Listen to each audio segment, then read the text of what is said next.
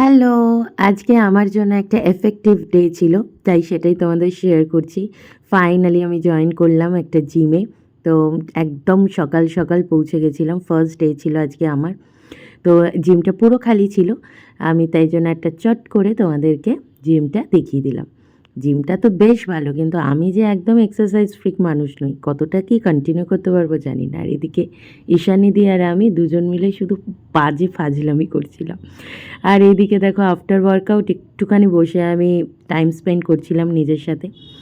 আর অনেক কিছু করিয়েছে, ফার্স্ট ডে হলে কি হবে। আর এখন দেখো ব্রেকফাস্টে আমি ব্ল্যাক কফি নিয়ে নিয়েছিলাম, আর একটা বেশ অনেক কিছু ছোলা টোলা মাখা ছিল, তো সেটাই ব্রেকফাস্ট সারলাম। আর আজকে লাঞ্চে দেখো ফার্স্টে জিম করে কত কি খাবার খাচ্ছি।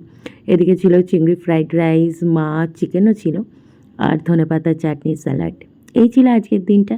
সবাই ভালো থেকো। এইভাবেই সানডেটা কাটালাম। বাই।